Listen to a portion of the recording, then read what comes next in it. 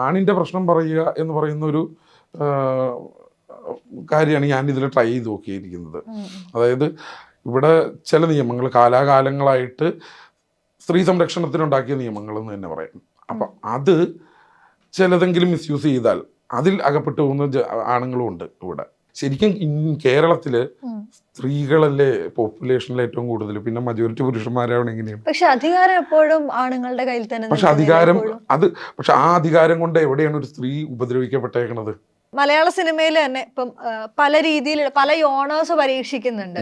ഇപ്പം നമ്മള് ഈ പറയുന്ന ഒരു ഷിഫ്റ്റ് കൊടുക്കുമ്പോൾ അല്ലെങ്കിൽ എന്തെങ്കിലും പുതിയത് കൊടുക്കുക എന്ന് പറയുന്നത് മലയാള സിനിമയിൽ ഇപ്പൊ ഒരു രീതിയായി മാറിക്കഴിഞ്ഞു. അതിന് കൂടുതൽ ആളുകൾ സ്വീകരിക്കുന്നുണ്ട്. ഇപ്പം ആഭ്യന്തര കുറ്റവാളി ഒരു ഡ്രാമ സെറ്റിങ്ങിൽ വരുമ്പം എന്ത് പുതുമയാണ് ആളുകളിലേക്ക് നൽകാൻ തയ്യാറല്ല? അത് ഇപ്പം ഞാൻ ഇതിനു മുമ്പ് പറഞ്ഞു, ഞാൻ ഈ കഥ പറയുമ്പോഴും ആരൊക്കെയോ കുറച്ച് പേര് പറഞ്ഞിട്ടുണ്ട് ഇത് സഹദേവന്റെ പ്രശ്നം എന്നുള്ളത് മാറിയിട്ട് നയനയുടെ പ്രശ്നമായിട്ട് അവതരിപ്പിച്ചാൽ കുറച്ചുകൂടി ഈസി ആയിരിക്കും സിനിമ ആക്കാനെന്ന്. എന്തുകൊണ്ടാണ് പറഞ്ഞ സ്ത്രീപക്ഷ സിനിമകൾ ഇഷ്ടം പോലെ ഇറങ്ങുന്ന സമയമാണ്, അതിന് അക്സെപ്റ്റൻസ് കിട്ടാറുണ്ട്. പക്ഷെ സ്ത്രീപക്ഷ സിനിമകൾക്ക് അത്ര അക്സെപ്റ്റൻസ് ഇവിടെ ഉണ്ടല്ലോ. നമ്മളിപ്പോൾ നോക്കുകയാണെങ്കിൽ ഏറ്റവും അവസാനം ഇറങ്ങിയത് ജയ് ജയ് ജയ് ഹോ ആണ്, അതിന് നല്ല അക്സെപ്റ്റൻസ് ഉണ്ട്. ദ ഗ്രേറ്റ് ഇന്ത്യൻ കിച്ചൺ ഇറങ്ങി, അതും നല്ല കൈയടിയോടെ. എന്തുകൊണ്ടാണ് അതിനേക്കാൾ കൂടുതൽ വാണിജ്യ വിജയമായത് ഒരു പക്ഷേ മഞ്ഞുമൽ ബോയ്സും ആവേശവും വർഷങ്ങൾക്ക് ശേഷം തുടങ്ങിയിട്ടുള്ള സിനിമകൾ തന്നെയായിരിക്കും. അല്ല, നമ്മൾ ഈ പറയുന്ന പൊളിറ്റിക്സും ആ പറഞ്ഞ എലമെന്റും രണ്ട് രീതിയാണ്. മഞ്ഞുമൽ ബോയ്സ് ഒരു സർവൈവൽ ത്രില്ലർ മൂവിയാണ്. അതിൽ പുരുഷൻ എന്ന് പറയുന്നതില്ല, അതിൽ കുറെ ക്യാരക്ടേഴ്സ് പുരുഷന്മാരാണ് എന്നുള്ളേ ഉള്ളൂ. പക്ഷെ ഞാൻ പറയുന്നത് സ്ത്രീ പ്രശ്നങ്ങൾ പറയുമ്പം, അതായത് ആണിന്റെ പ്രശ്നം പറയുക എന്ന് പറയുന്ന ഒരു കാര്യമാണ് ഞാൻ ഇതിൽ ട്രൈ ചെയ്ത് നോക്കിയിരിക്കുന്നത്. അതായത് ഇവിടെ ചില നിയമങ്ങൾ കാലാകാലങ്ങളായിട്ട് സ്ത്രീ സംരക്ഷണത്തിനുണ്ടാക്കിയ നിയമങ്ങൾ എന്ന് തന്നെ പറയും. അപ്പം അത് ചിലതെങ്കിലും മിസ്യൂസ് ചെയ്താൽ അതിൽ അകപ്പെട്ടു പോകുന്ന ആണുങ്ങളും ഉണ്ട് ഇവിടെ. അങ്ങനെ ഒരു കഥയുണ്ട്, ആ കഥ പറഞ്ഞു നോക്കാം എന്നാണ് ഉദ്ദേശിച്ചത്.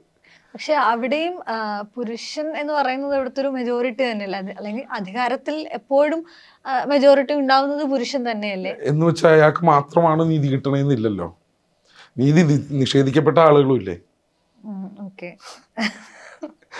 മജോറിറ്റി പുരുഷന്മാരാണ്. എന്തുകൊണ്ടാണ്? അതെ, ശരിക്കും കേരളത്തില് സ്ത്രീകളല്ലേ പോപ്പുലേഷനിൽ ഏറ്റവും കൂടുതൽ, പിന്നെ മജോറിറ്റി പുരുഷന്മാരാണ്. എങ്ങനെയാണ്? പക്ഷെ അധികാരം എപ്പോഴും ആണുങ്ങളുടെ കയ്യിൽ തന്നെ. പക്ഷെ ആ അധികാരം കൊണ്ട് എവിടെയാണ് ഒരു സ്ത്രീ ഉപദ്രവിക്കപ്പെട്ടേക്കണത്?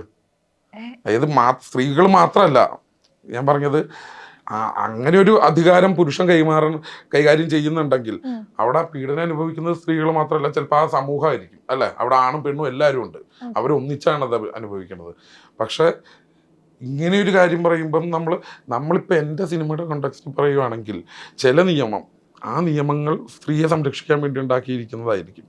ആ നിയമത്തിൻ്റെ ഏതെങ്കിലുമൊക്കെ പോയിന്റ്സുകൾ കൊണ്ട് പുരുഷന്മാർ അനുഭവിക്കുന്ന പ്രശ്നങ്ങളെ പറ്റിയിട്ടാണ് ഞാൻ പറയുന്നത്. പക്ഷെ നമ്മൾ അവിടെയും അത് പുരുഷ കേന്ദ്രീകൃതമായിട്ടുള്ള ഒരു സമൂഹത്തിലേക്കല്ലേ ആ കഥ കൊണ്ടുവന്ന് എത്തിക്കുന്നതും. അങ്ങനെ ഒരു പ്രശ്നമുണ്ടോ? എനിക്ക് തോന്നുന്നില്ല ശരിക്കും. അതായത് പുരുഷ കേന്ദ്രീകൃതം എന്നില്ല. ഞാൻ ഈ സിനിമ ഇറക്കിയത് ആണുങ്ങൾ മാത്രം കണ്ടാൽ മതി എന്ന് പറഞ്ഞിട്ടല്ല, ആണുങ്ങൾക്കും പെണ്ണുങ്ങൾക്കും ഫാമിലിക്ക് വേണ്ടിയിട്ട് ഇറക്കുന്ന ഒരു സബ്ജക്റ്റ് ആയിരിക്കും.